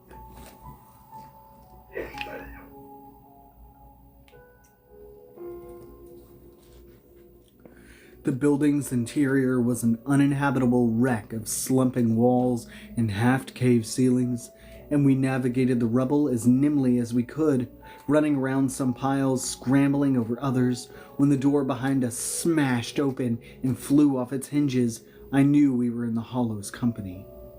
I didn't look back. I didn't need to. I could feel it now, my inner compass finally shuddering to life. It had taken a long time to generate any kind of connection to this hollow, way longer than was normal, and the feeling itself was different, I noticed, the compass needle shivering at a higher frequency. But there would be time to parse this later, if we made it to later. Suffice to say, I was starting to think that this was no inferior hollow. This was something new, and more terrible than before. I prayed it was killable, and that I was not leading my friends into a death trap. We were helped by a bit of dumb luck. The crumbling tenement had plenty of trash for us to throw in the hollow's way. As we fled, we toppled an enormous wardrobe and a jumbled pile of broken chairs behind us, which slowed it some. Near the exit, we led it down a short, debris-choked hallway, and while the hollow itself was slender enough to fit through any gap that Emma or I could, its slashing tongues got tangled in something which hung them up just long enough for us to escape outside into an alley and get a healthy head start toward the tunnel. The tunnel wasn't much taller or wider than me, and it bored through a wall where the street dead-ended ahead of us. It was not lit inside, and as we approached, I couldn't tell whether Bronwyn and the guards had already entered, but I hoped to God they had. "Emma?" I started to say, but she was one step ahead of me, as usual, flames already leaping from her hands to light up the dark. A howl echoed off the walls of the alley behind us. The hollow was outside of the building now, and there was only open ground separating us. We ducked into the tunnel and forged into blackness. Tree roots hanging down from the tunnel's raw ceiling slapped our faces. A voice echoed from deeper inside the tunnel. "Mr. Jacob, is that you?" Bronwyn was ahead of us. "It's us," Emma shouted. "Emma and Jacob." We rounded a slight curve and a glow appeared in the distance. The tunnel exit. Silhouetted in the glow were 4 stooped figures dragging a harpoon gun. They'd been forced to turn it on its side to fit into the tunnel. Behind us, the hollow reached the tunnel entrance. The feeling grew more present as if the shape of the tunnel had compressed and focused it. We stumbled and ran, which was the best we could do hunched over like that. Then we came to a place where, mercifully, the tunnel was higher and we could stand and really move our legs. The noise the hollow made was all-encompassing. We dared not look back. We just ran. I shouted at Bronwyn to hurry. She and the guards were struggling with the gun. When we reached them, they were still 20 feet shy of the exit. The hollow was at the halfway point and closing, the distance between us fast.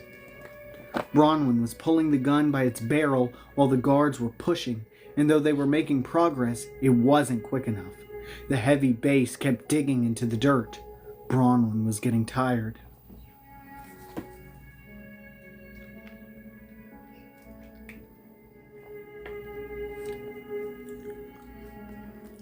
If this plan had any hope of working, I was going to have to find a way to slow the hollow down. I told Emma to stay with Bronwyn, to defend her if it came to that. You won't be able to see it in the dark if I don't come with you. I can feel it, I said, and maybe that's enough. If the hollow gas didn't need eyes to hunt me, maybe I didn't need eyes to hunt it either. And how do you mean to fight it? She was saying, but I wasn't really listening now. I was turning away, steeling myself to make a run toward the hollow when I felt someone run past me down the tunnel. "Hey!" I shouted, and Emma held up her flame too late so that all we saw of the mystery sprinter was her back and a bobbing head of messy hair. Hugh came running up from behind, arms wheeling as he skidded to a stop. "Did you see Fiona?" he said, panting for air. "We snuck out to help you, and a moment ago she just took off running." "Oh, God," I said. "She's gonna get herself killed." I turned and shot into the dark toward the hollow, Emma and Hugh on my heels. I shouted Fiona's name, my eyes searching farther than Emma's flame light extended. I couldn't see the hollow, but I could feel it. Feel the gap between us closing fast. I ran with my palms thrust out to part thickets of hanging roots, a forest of long, swaying fingers that dragged across my head and my shoulders, exploring me. We all heard the scream, sharp and high, a girl's voice. It was joined an instant later by the hologhast, and when Emma's light caught them, dimly at first, brightening as we closed in, I thought we would find Fiona between the hollow's jaws. But that was not, thank God, what we discovered. Fiona and the hollow were 40 or 50 feet apart and facing each other like duelists. Fiona stood with her feet spread and her hands poised in the air like an orchestra conductor before the first notes of a symphony. We came to a stop and surrounded her, and while Hugh made sure she was unharmed, Emma held her flaming hands out toward the hollow and took a few warning steps toward it. I didn't understand why the hollow had stopped. Couldn't see it well enough through the latticework of swaying shadows cast by the roots. Didn't have an answer yet from Fiona, who was immovable despite Hugh's efforts to pull her back away from danger. The hollow screamed again, and this time it sounded like a cry of frustration. Emma brightened her flames. "Hugh, wait," she said, squinting into the shadows. "Leave Fiona alone." And he did, and Fiona raised her hands and made a motion in the air like she was yanking an invisible chain. All the roots around us curled and pulled taut with an audible snap, and I could see what she had done. The hollow was bound and trussed by hundreds of dangling tree roots. Roots collared it, held fast its arms and legs, wrapped its 3 tongues, which were all pulled as far as they would go. Fiona made 2 fists and pulled them apart, and the roots pulled the hollow's tongues until it squeaked. "Fiona, you genius! You miracle!" Emma cried. "You might have been killed, darling," Hugh said in an undertone, and though it was clear he wanted to hug her, he appeared to restrain himself for fear of breaking her connection. Fiona inclined her head toward him and whispered something. Hugh translated. She says the roots are very strong. She says she can pull it to pieces right now if Jacob likes. I said, "Can you keep him like that for a minute, Fee?" "She can hold him like that all day if you want." "Good. Before we kill him, there's something I need to find out." I started carefully toward the hollow, parting vines as I went. Are you going to control its mind? Emma said, following me from a slight distance. Make it fight for our side?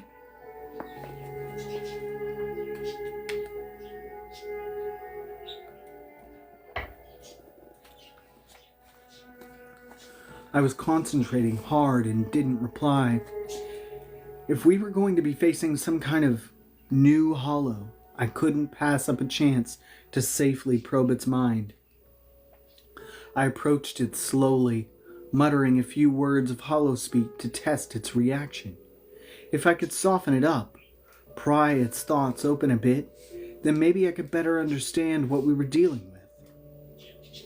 The old familiar stench of rotten garbage came over me in a heavy wave. That hadn't changed, at least. The hollow strained against the roots that held it, dying to wrap one of its tongues around my neck, but the roots held fast. "Relax," I said in hollow speak. "Don't struggle." It had no effect. I repeated myself, then tried a few variations on calm down, but it didn't react at all. Normally, I could feel a hollow gas shy away as I tried to control it, like it could tell I was scratching around the keyhole of its brain with my lockpick. I knew the hollow's language as innately as I knew English, but for all this one reacted, I might as well have been speaking Yiddish.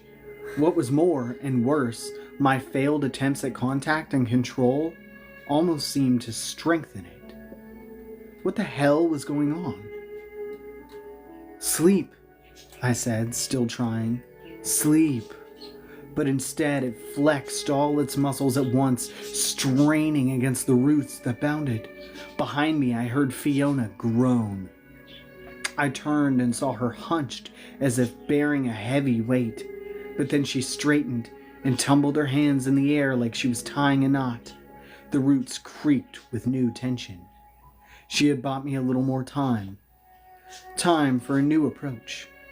No more words. "I'm going in close," I said loudly. "Hold it tight." "There's no need for this," I heard Emma say, but she must have meant it when she said she trusted me, because she didn't try to stop me. "Please be careful." Even after many encounters with hollows, I still didn't like getting close to them. Even ones I had tamed. Ones I hadn't were like rabid dogs, and when they were chained and restrained, their desperate need to murder you made the air crackle. Not to mention that it did to my stomach. At this proximity, the compass needle turned into a swinging scythe. I stopped an arm's length away and stared into its leaking eyes. Its breath came in ragged snorts, jaws ratcheted wide by the tension of its 3 tongues pulled to their limit in opposing directions. This hollow was different. Not only was it visible to all, it spoke differently. The feeling it evoked in me was different, a different key, some higher register. It stank differently, inorganically. Not like a hot summer landfill, but like chemicals, bleach, rat poison, and something worse. I spoke to it again. "Sleep, sleep, you bastard," hoping I might be able to break through at close range, and as I talked, I could see muscles pulsing within the dark workings of its throat, like it was trying to reply. And then it did. Whether I heard it with my ears or just in my mind, I wasn't certain, but a voice came to me, low and slithering, unintelligible at first, just a long, sibilant that slowly grew to a vowel. And finally, and it must have been in my head because it had no lips to make the sound with,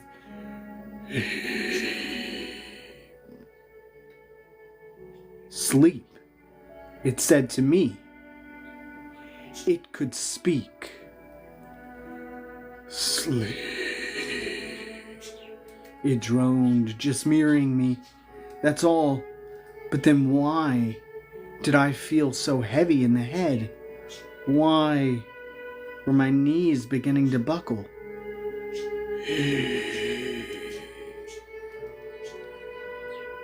What are you? I tried to say, but the words wouldn't come. What are you doing to me?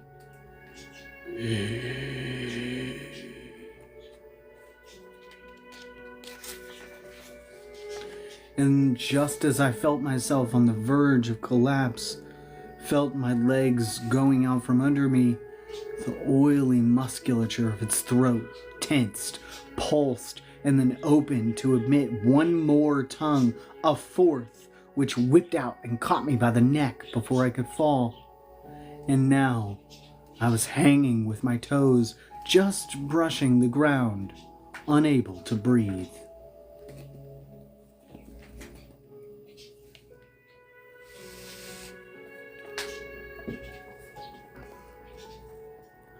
I heard Emma say, "Jacob, what's going on?" But my throat was too constricted to allow a reply. My arms too limp with sleep to wave. I was choking, suffocating, and my friends couldn't see the tongue tightening, until I thought my head would pop. My only hope was Fiona, that her connection to the roots might function as an extension of her own body, that she could feel and see through them. How else had she pinioned it so precisely with 3 roots around 3 tongues? So I opened my mouth, though I couldn't speak, and turned my head as much as I could make it turn, and bit down on a stringy root that had been brushing my face. "Fiona, help me." I formed the words with my mouth, my tongue, spoke them to the root. "Something's wrong," I heard Hugh say. His voice sounded like it was on the other end of a bad phone connection. The light from Emma's flame grew brighter. She was coming. "Jacob, are you okay? Answer me." I tried desperately to speak, to shout "stay back," but the words wouldn't pass my throat. I prayed my silence would be answer enough. And then the tongue released me, unslithered from around my neck and darted away. As I collapsed to the ground, it lashed out at Emma, whipping around her wrist and forcing her flaming hand toward her face, but she dodged and clapped it over the tongue. The hollow squealed. I tried to move, to help her, but I was still gasping for air, and my body was half numb from whatever the hollow had done to me. While Emma fought, I heard Fiona scream, not in pain, I thought, but in effort. And as her shrill cry filled the tunnel, every dangling root stiffened and stretched, then contracted suddenly as if they'd reeled back up into the earth above our heads. The roots that bound the hollow contracted too, all at once and with great force. It howled. I was spattered with stinging liquid, which I quickly recognized as blood. I sat up, dazed. 3 severed tongues twisted in the dirt before me like eels. The 4th was burned and useless. The hollow had been torn, limb from limb. Then my friends were around me. Hugh, Bronwyn, Emma, the guards just behind. Fiona was sitting on the ground, drained of energy. Emma was okay. She knelt beside me. "What were you doing? Why take such a risk when we could have just killed it?" "I needed to study it," I replied between gulps of air, "to find out all I could." "And what did you find out?" I shook my head weakly. "I couldn't get in." I wasn't ready to talk about what had just happened. I struggled to my feet, with Bronwyn's help, and went to Fiona, who was panting like she'd just run a race. "You saved my life," I said. It was inadequate thanks, but all I could muster. She smiled weakly and murmured something. "She says you're even," Hugh said. Bronwyn couldn't stop apologizing. "If only I'd gotten the harpoon gun in place faster." But I cut her off and told her that not only was she not at fault, but I was glad for what happened. If she and the guards had managed to eviscerate the hollow right away, I wouldn't have had the chance to find out about its fourth tongue, or its most frightening new evolution. It was in my head. It wasn't anymore. Whatever it had done to me had worn off the moment the creature died. Regardless, it was a worrying development, one I decided to keep to myself until I better understood what had happened.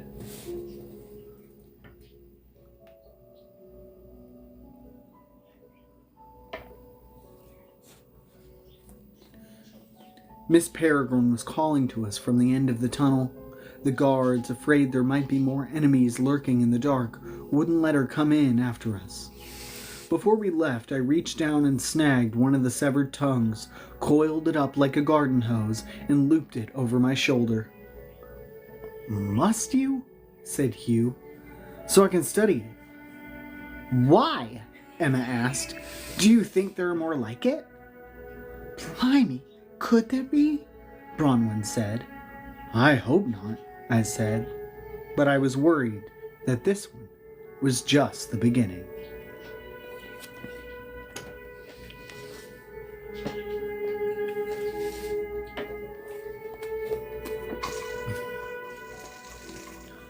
Miss Peregrine quickly appraised us, her chin jerking up and down as she looked us over.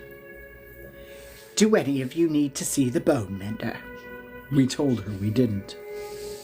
"I'll have one examine you anyhow," she said brusquely. She was angry at Fiona and Hugh for having left the house against her orders, a trespass that killing a hollow wasn't enough to make up for. Besides, a peculiar had been killed. A giant mess had been made, and the peculiar denizens of Devil's Acre were newly terrified. The Embrons had had a great deal of work to do, even before our unwelcome guest arrived. Now they had even more. As we walked back to the house, I told Miss Peregrine some of what I had learned about this hologhast. I told her how it had been harder for me to detect, how it had taken longer for me to pinpoint its location. I told her how the American woman's bullets had simply flattened against the creature's chest, and it had been able to pluck them off unharmed. "Cole found a way to armor their skin," Miss Peregrine said, her face clouding with worry. "It seems these aren't inferior models, after all, but improved ones." "Then why make them visible?" asked Bronwyn. "To terrify people," Miss Peregrine replied. "Where do you think Hall was hiding them?" Emma asked. "I'm not sure he was," Miss Peregrine said. "If he'd had hollows like this a week ago, he would have used them against us then. Or during the Battle of Greyville. No, this hollow is new. I think Call's new powers have enabled him to create an evolved breed of hollow." "Then we can expect more?" Emma said darkly. "Yes, I'm afraid so." I told her about the fourth tongue, too.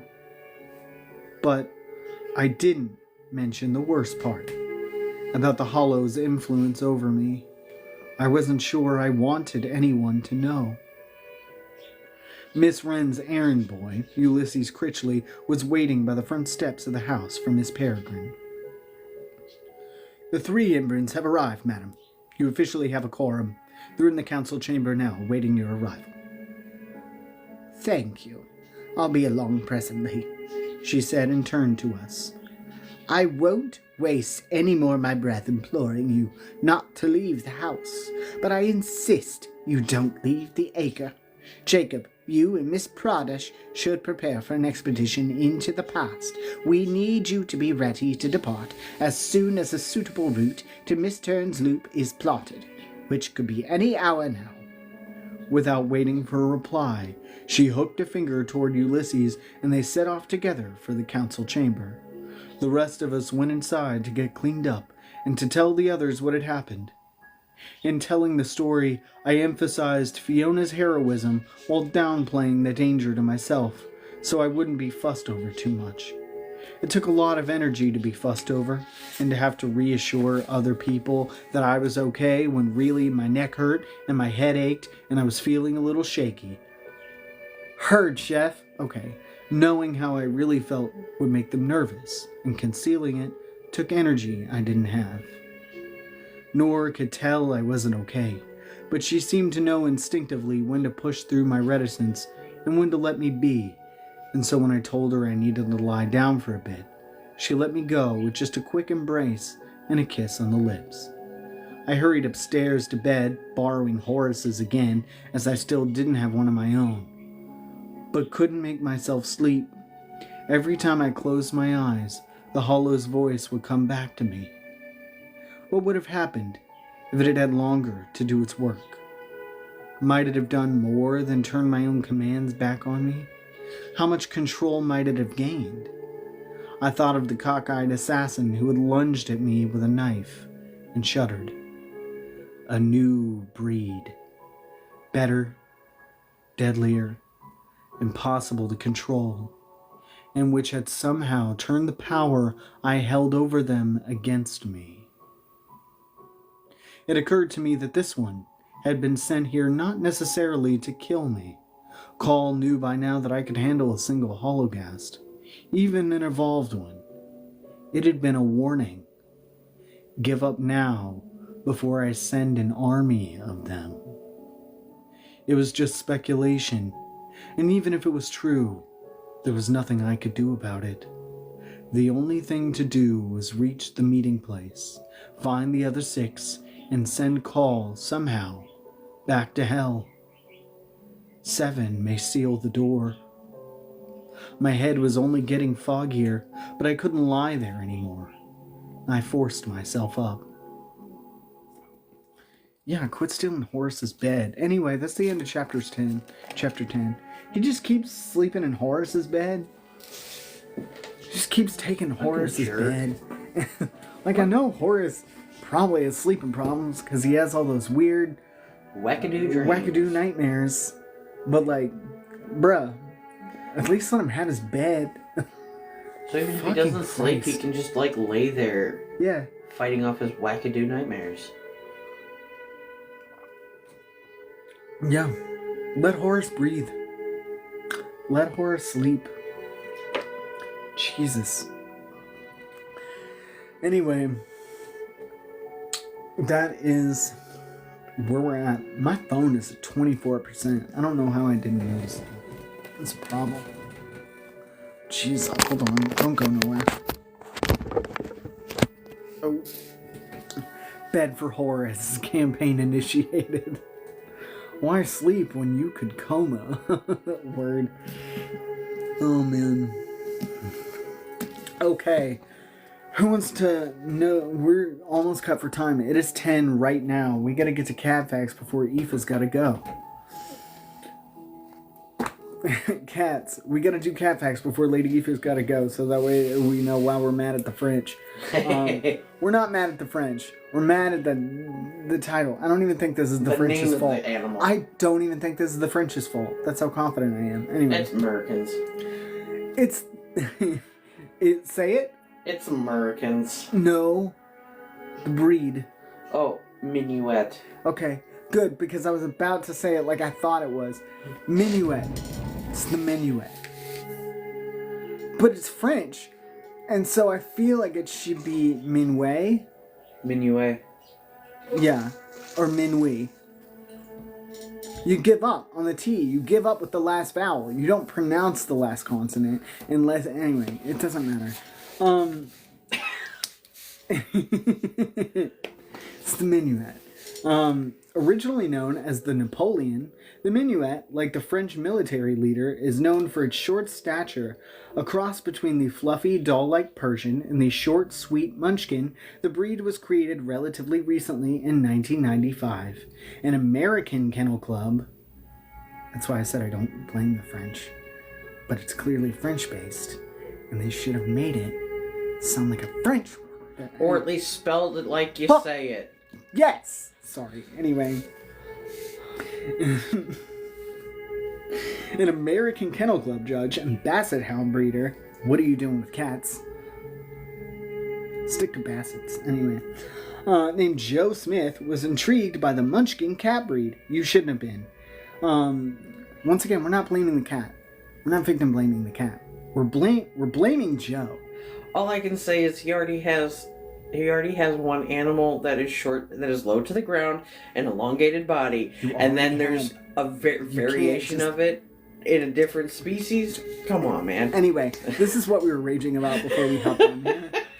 So now you get closure on this issue 2 hours later. As the feline's short legs are similar to those of the Basset Hound.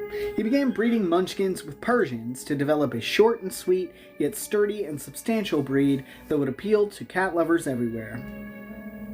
The result was the adorable Napoleon, whose name was officially changed to the Minuet in 2015 by the International Cat Association. Resembling a feline version of the Dachshund, the Minuet has short legs but a solid, strong body. A round head, muzzle, cheeks, and eyes give it a cherubic look, and its dense, lush coat, which can be long or short, comes in every color and pattern. While the short-legged Minuet is a standard, occasionally long-legged Minuets are born with the same characteristics and personality of their smaller counterparts. The Minuet's personality is just as sweet as its appearance, and it loves to show its human companions plenty of affection.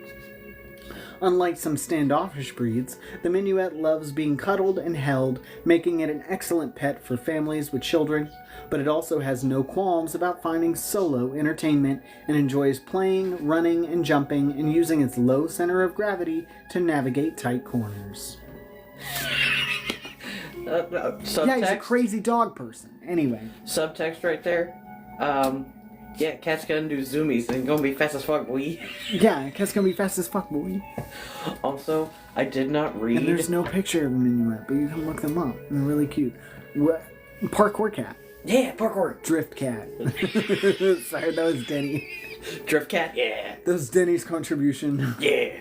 Love that. I didn't even read the section. I was just caught up on the fact that it's clearly a French breed. Yeah.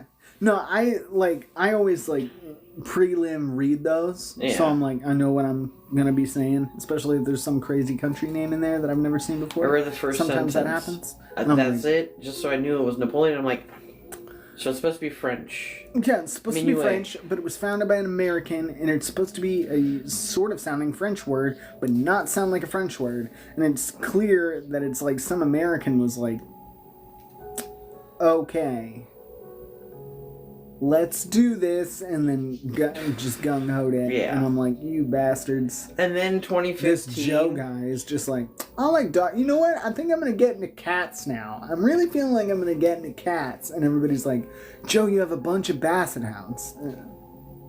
Americanized French, yes. And then in 2015, the International Committee changed the name to Minuet. Yeah, because it was a Napoleon. So then I'm like, I can see why you changed it. Napoleon doesn't have the best rap. But for you to change it and make it Americanized French that late in the game, I'm pretty sure It's 2015, my guy. You should know better. Yeah, it was 2015. 2002, maybe. You would have been fine. Yeah. 2015? Come on. Come on, get it together, guys. Come on. Get your shit together.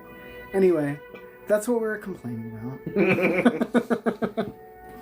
So we were like, Minuet? Fuck you. What? What? Anyway, thank you Just for... give him Deet the Joe Smith. Now you get closure on that. points if you didn't look up spoilers. Looking like French cat breeds. Just trying to figure it out. It says French is a fry, exactly.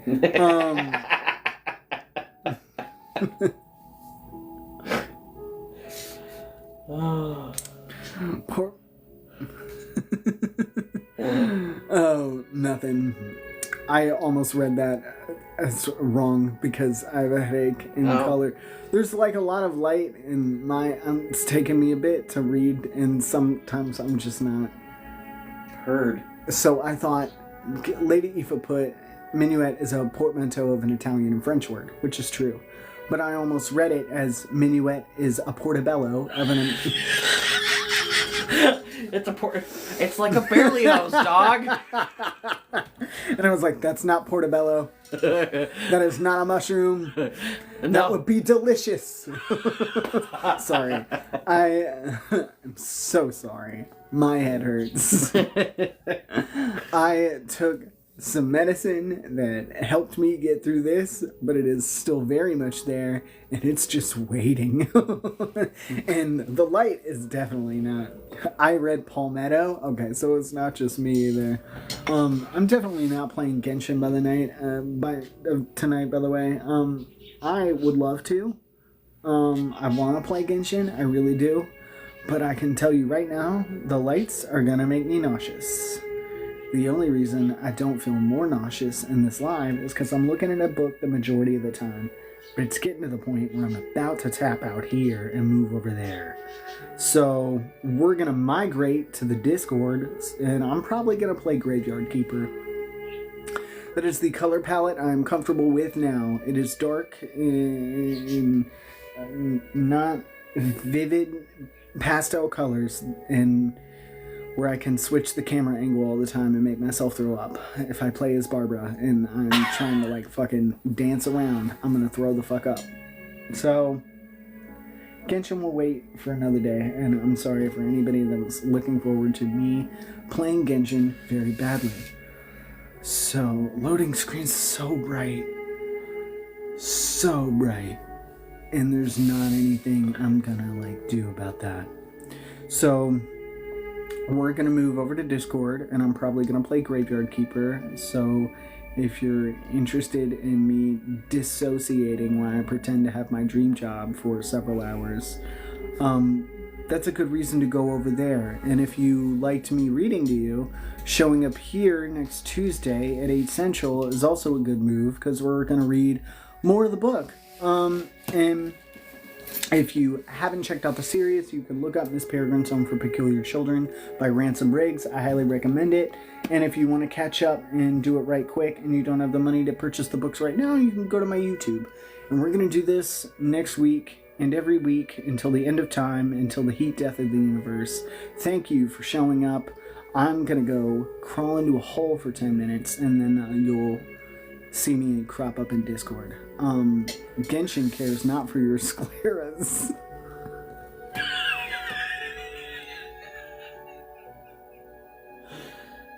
Facts. Denny wins end card of the day. Just activated by trap card. Oh man, Genshin about to send me to the Shadow Realm. Anyway, thank you, Denny, for that contribution. You were absolutely correct. I see my ring light and my closed eyelids like an imprint, and I gotta go. It's like I've been playing DDR for 24 hours when you close your eyes and you see the arrows. Yes. And your neck is so tight and you're like, why? I'm having a blast. I'm having so much fun. No, you're not.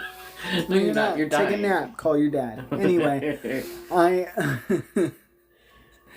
heard this says I'm playing Genshin. I'll play Genshin for you. Thank you for playing Genshin for me. If you would like my login, and then you can do my commissions for the day. Because I want my commission rewards. I want my primos. I don't want to do the commissions. So if anybody wants to do my commissions, no, I'll do them. It's fine. You don't got to do nothing.